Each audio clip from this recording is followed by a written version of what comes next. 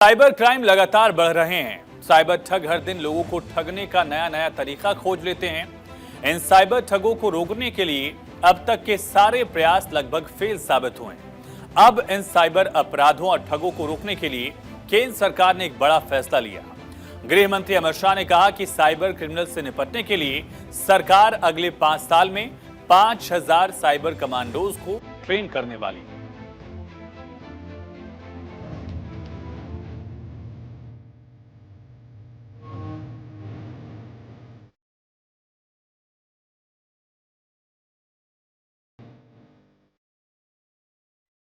सरकार की बड़ी तैयारी, साइबर अपराध पर स्ट्राइक भारी।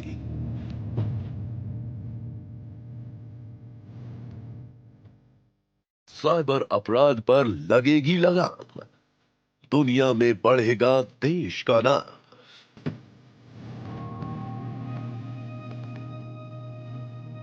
राष्ट्र कल्याण के लिए जरूरी काम, साइबर अपराध पर पूर्ण विराम।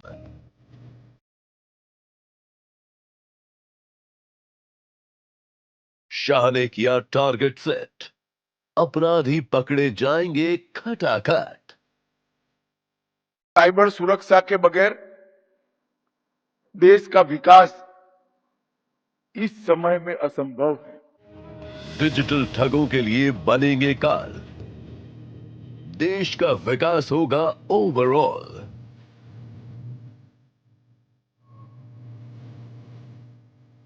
तैयार होगी साइबर कमांडो की फौज, अपराधी पकड़े जाएंगे हर रोज। साइबर सुरक्षा राष्ट्रीय सुरक्षा का एक अहम पहलू बन गया है, जिसके बगैर हमारी राष्ट्र की सुरक्षा भी करना असंभव है। साइबर फ्रॉड देश और दुनिया भर के लिए एक बड़ी समस्या बनी हुई है। जैसे जैसे देश में डिजिटल क्रांति आई है, वैसे ही साइबर फ्रॉड की घटनाएं भी काफी तेजी से बढ़ी हैं। आए दिन लोगों के लाखों करोड़ों रुपए चपत लगने की बात सामने आती रही है। अब तो डिजिटल अरेस्ट कर फ्रॉड की खबरें लगातार आ रही है। साइबर फ्रॉड का तोड़ निकालना साइबर क्राइम डिपार्टमेंट से लेकर सरकार तक के लिए टेढ़ी खीर साबित होती रही है। हालांकि इस पर लगाम लगाने के लिए मोदी सरकार फुल एक्टिव है। इसको लेकर सरकार ने बड़ा कदम उठाया है। सरकार की तरफ से 4 अहम साइबर प्लेटफॉर्म को लॉन्च किया गया है। ये है cyber fraud mitigation centre, Samanvaya platform, cyber commando programme, suspect registry. अब आपको समझाते हैं ये काम कैसे करेंगे।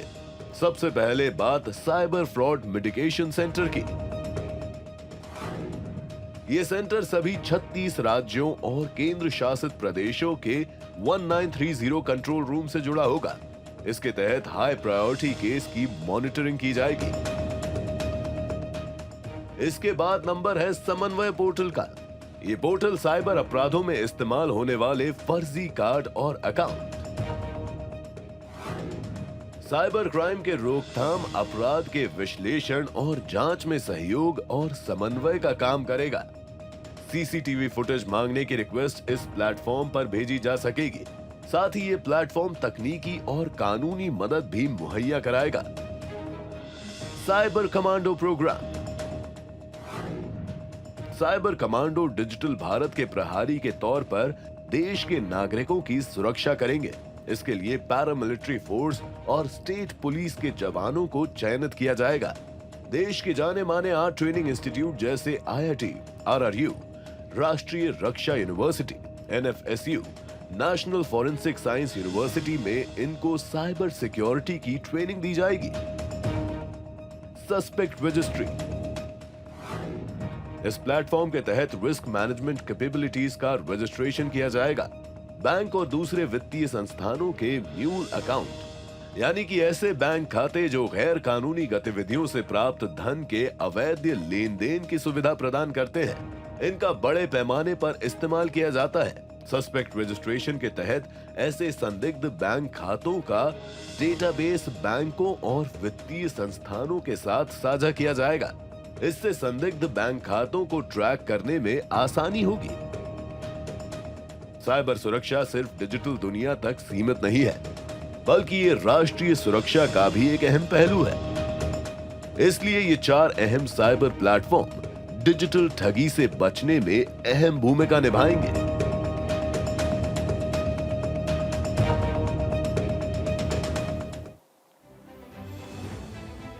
और जैसे जैसे तकनीक आगे बढ़ रही है, वैसे वैसे साइबर अपराधियों के हौसले भी बढ़ गए हैं, क्योंकि अपराधी भी डिजिटल हो गए हैं। लेकिन काफी समय से डिजिटल अपराधियों को रोकने के लिए सख्त कानून नहीं थे। इसकी वजह से आम आदमी की गाढ़ी कमाई साइबर ठगों के हाथ लगने के बाद वापस आना नामुमकिन था।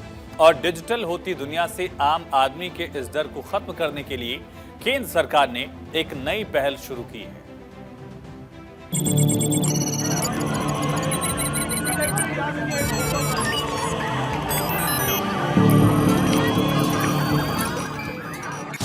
आज का युग डिजिटल युग है। जैसे जैसे दुनिया डिजिटलाइजेशन की ओर आगे बढ़ी है,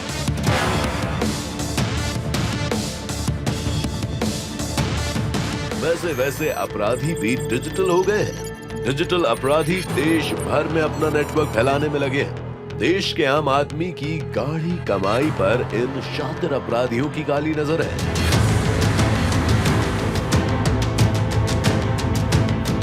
लेकिन अब इस काली नजर का इलाज गृह मंत्री अमित शाह ने तैयार कर लिया है। देश भर में बढ़ रहे साइबर क्राइम को रोकने के लिए केंद्र सरकार ने बड़ा फैसला लिया है।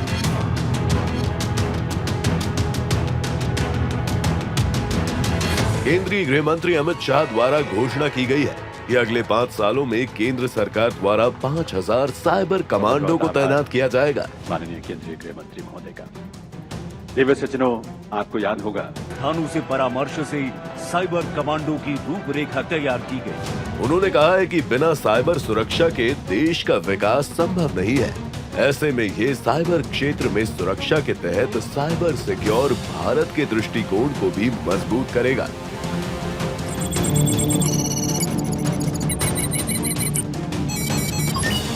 10 सितंबर को अमित शाह ने दिल्ली में Indian cyber crime coordination centre I4C के पहले स्थापना दिवस समारोह में साइबर सिक्योरिटी से जुड़े मुद्दों पर बात की।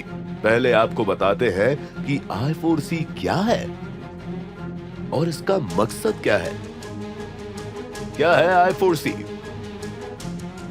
भारतीय साइबर अपराध समन्वय केंद्र I4C की स्थापना 2018 में की गई। I4C का उद्देश्य साइबर अपराध को लेकर एक समन्वय केंद्र स्थापित करना है। I4C का काम एनफोर्समेंट एजेंसियों की क्षमता को बढ़ाना है। माननीय गृह मंत्री महोदय के दिशा निर्देशों का पालन करते हुए I4C ने समन्वय पोर्टल का विकास किया है।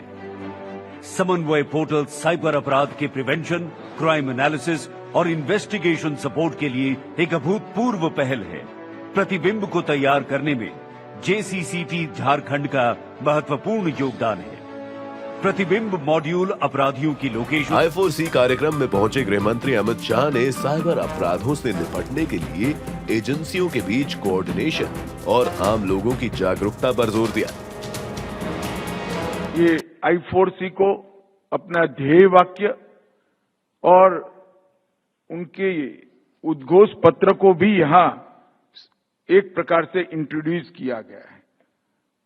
सवीर्यम करवावहे का ये जो उपनिषदों का मंत्र है, वो मंत्र एक साथ काम करने के लिए, एक साथ समान उद्देश्य के काम करने के लिए, एक रास्ते पर चलने के लिए और एक साथ सफलता प्राप्त करने के लिए प्रयत्नशील रहने के लिए, इससे बड़ा कोई वाक्य हो नहीं सकता। सभी स्टेक होल्डर्स के साथ मिलकर जागरूकता, समन्वय और साझे प्रयास के इस अभियान को चालू रखें। गृह मंत्री अमित शाह ने कहा कि सभी राज्य अलग अलग संदिग्ध साइबर अपराधियों की सूची बनाते हैं, लेकिन साइबर अपराध किसी राज्य या देश की सीमा तक सीमित नहीं है। इसके लिए सभी राज्यों के संदिग्ध साइबर अपराधियों की सूची को मिलाकर एक राष्ट्रीय रजिस्ट्री बनाने का फैसला किया है, जो किसी भी राज्य में साइबर अपराध की जांच में मददगार हो सकता है। केंद्रीय गृह मंत्री ने साइबर क्रिमिनलों की पहचान करने के लिए आर्टिफिशियल इंटेलिजेंस का उपयोग करने का भी आग्रह किया है। नई तकनीक के जरिए साइबर अपराधियों की पहचान कम समय में और आसानी से की जा सकती है। राज्यों की तो सीमा है। अगर राज्य साइबर सस्पेक्ट रजिस्ट्री बनाएंगे तो इसकी भी सीमा अपने आप हो जाएगी, मगर साइबर अपराधियों की कोई सीमा नहीं है। वो अंतर्राष्ट्रीय स्तर पर भी अपराध करते हैं, राष्ट्रीय स्तर पर भी करते हैं, राज्य के स्तर पर भी करते हैं। इसलिए समय की एक मांग थी कि सस्पेक्ट रजिस्ट्री बनाई जाए, राष्ट्रीय स्तर पर बनाई जाए और सभी राज्यों को इसके साथ जोड़ा जाए। एक साझा मंच ये अपराध के सामने लड़ने के लिए शुरू किया जाए।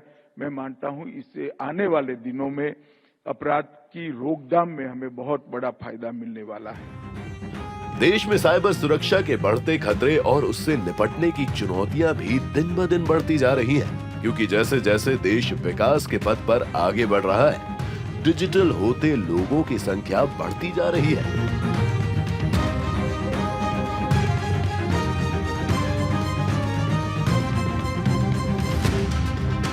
मार्च 2024 तक भारत में 95 करोड़ इंटरनेट यूजर हो गए हैं, जबकि साल 2014 में यह आंकड़ा सिर्फ 25 करोड़ था।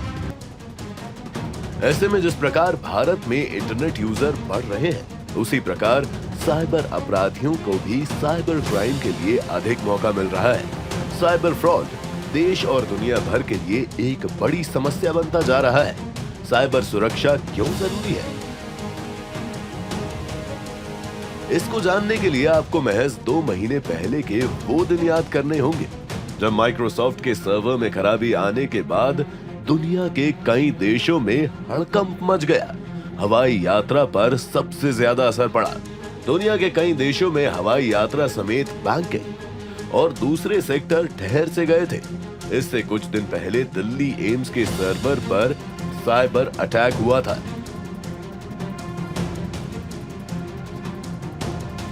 लिहाजा मरीजों को काफी परेशानी का सामना करना पड़ा था। यही नहीं, आए दिन साइबर फ्रॉड का शिकार आम लोग होते हैं।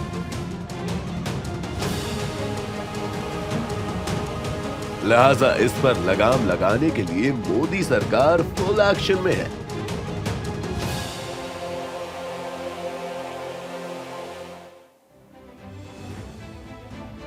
पीएम मोदी के साइबर सुरक्षा के विजन सुरक्षित साइबर स्पेस को पूरा करने के लिए गृह मंत्रालय कमिटेड है। साइबर क्रिमिनल से निपटने के लिए सरकार अगले 5 सालों में महाअभियान चलाने जा रही है। और क्या है ये अभियान, आपको इस खास रिपोर्ट में दिखाते हैं।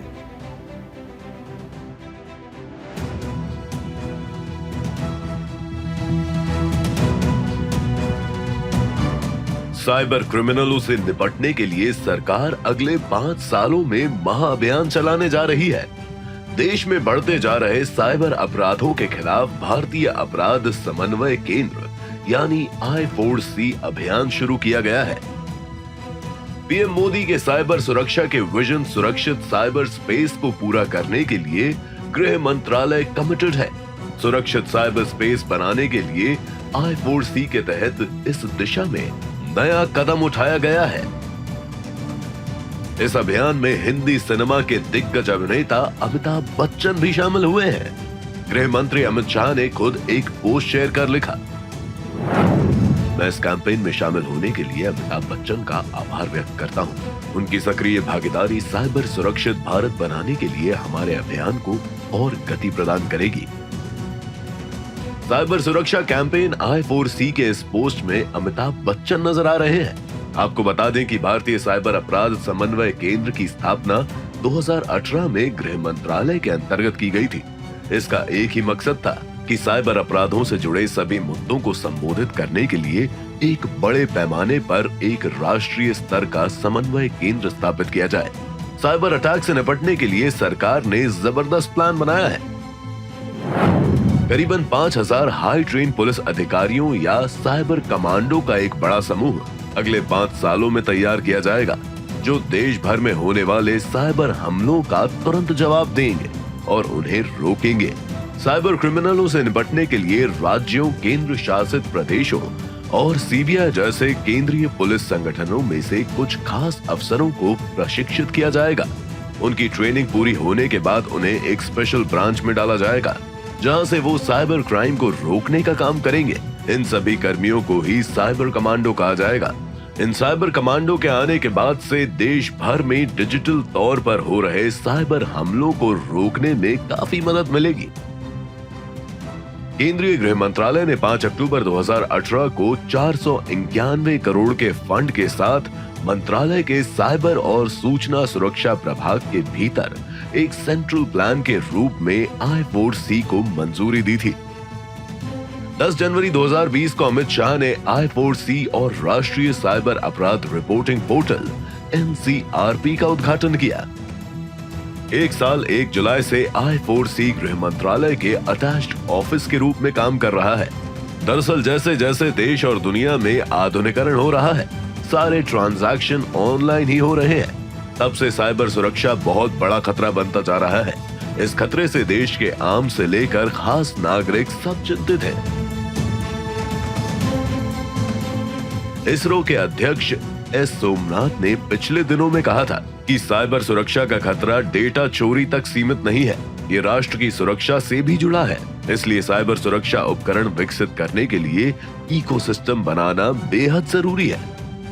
उन्होंने अत्याधुनिक साइबर सुरक्षा अनुसंधान एवं विकास केंद्र साइबर नालंदा की आधारशिला रखने के दौरान ये बातें कही थी। दरअसल पिछले 1 साल में देश में डिजिटल फ्रॉड के मामले इतने बढ़ चुके हैं कि लोग आधुनिकता से डरने लगे हैं। एक जमाना होता था जब हम डरते थे कि किसी अनजान जगह नहीं जाएंगे, कोई लूट ना ले।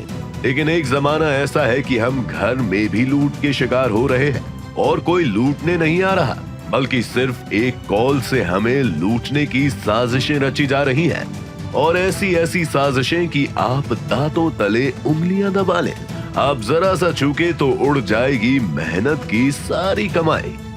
साइबर ठगों ने डिजिटल अरेस्ट से ठगी का नया फंडा खोज लिया है। अब आपको बताते हैं ये डिजिटल ठग कैसे टारगेट करते हैं। अमीर लोगों की लिस्ट बनाते हैं।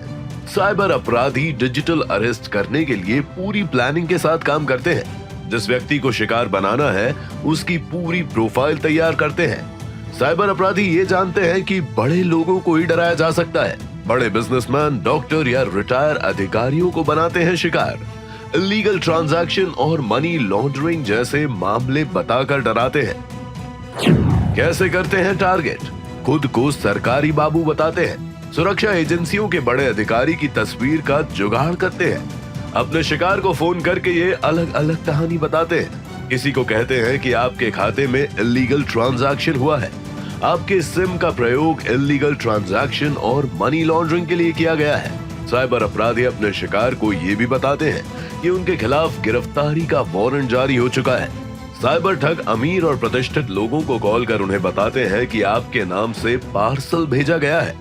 पार्सल में मादक पदार्थ, ड्रग्स या नकली पासपोर्ट मिलने की बात कहते हैं। अपने शिकार के नाम का गिरफ्तारी वारंट उसके व्हाट्सएप नंबर या फिर ईमेल पर भेजते हैं। जब धमकी से डरा व्यक्ति अपने आप को निर्दोष बताते हुए मदद मांगता है, तब साइबर अपराधी उन्हें अलग अलग अकाउंट नंबर देकर लाखों रुपयों की डिमांड करते हैं। सुरक्षा एजेंसियों के नाम के वारंट को देखकर लोग पैसे ट्रांसफर कर देते हैं। कई मामलों में ठग उनके संबंधियों को दुष्कर्म जैसे मामले में गिरफ्तार करने की फर्जी सूचना देते हैं। जेल की सजा से बचने के लिए रुपयों की डिमांड करते हैं। सीआईडी के साइबर क्राइम ब्रांच के मुताबिक डिजिटल अरेस्ट से बचने का एकमात्र तरीका है सावधानी। लोगों को ये जानना होगा कि कोई भी सुरक्षा एजेंसी किसी भी व्यक्ति को वीडियो कॉल के जरिए कभी भी पूछताछ नहीं करती है। पूर्व में अगर कोई मामला ना हो तो ऐसे में वारंट जारी ही नहीं हो सकता। इन सब चीजों को आम लोगों को समझाना जरूरी है। यदि कोई भी आपको ऑनलाइन या स्काइप पर धमकी देता है और पैसे मांगता है तो उसे डायरेक्ट मिलने की कोशिश करें। इंटरनेट के जरिए बात कम से कम करें। और सबसे बड़ी बात, ठगी या ठगी कोशिश होते ही टोल फ्री नंबर 1930 पर कॉल करें। ये संपूर्ण भारत में चलता है। सोशल साइबर ठगी को रोकने के लिए जारी किया गया है। इसमें करने से शायद आप बड़ी विपदा से बच जाएं, लेकिन डरे बिल्कुल नहीं, क्योंकि आपके डर का ही फायदा साइबर ठग उठाकर आपको अरेस्ट करने की हिम्मत करते हैं। इसीलिए तो गृह मंत्री अमित शाह ने भी कहा है, 1930 नंबर जितना लोकप्रिय होगा उतना ही प्रभावी होगा। इस अवसर पर मैं सभी राज्य सरकारों को भी इस अभियान में शामिल होने की अपील करूंगा। आप भी साइबर ठगी से बचिए और जब भी कभी भी आपको किसी पर शक हो तो फटाफट 1930 पर कॉल करें, क्योंकि आप सुरक्षित तो देश सुरक्षित। Bureau report, Bharat 24।